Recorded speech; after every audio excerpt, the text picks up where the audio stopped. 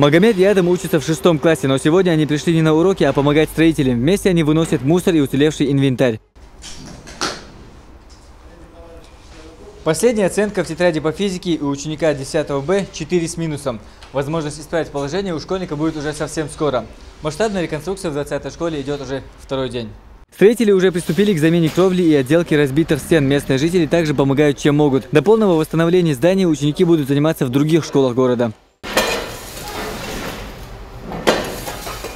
Реконструкция большего масштаба развернулась у Дома печати. Здание, ставшее для многих журналистов вторым домом, в ближайшее время станет еще краше. На всех этажах активными темпами идут работы. Пыльные помещения очищают от мусора сотни людей с разных районов республики. С самого утра к работам подключились главы администрации 8 муниципальных районов Чечни. На Большой Субботник вышли и сотрудники Министерства по национальной политике, внешним связям, печати и информации. Глава республики Рамзан Ахмадович сказал, что он должен быть намного лучше, чем раньше. Срок сдать безусловно, если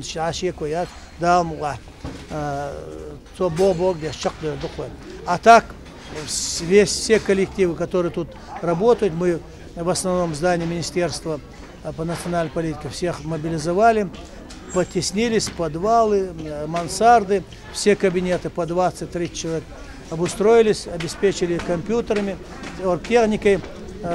Люди будут работать. Прежде всего, здание очищают от сгоревшей обшивки. К уборке подключена спецтехника. Среди рабочих и волонтеры из числа жителей столицы и самых отдаленных уголков Чечни.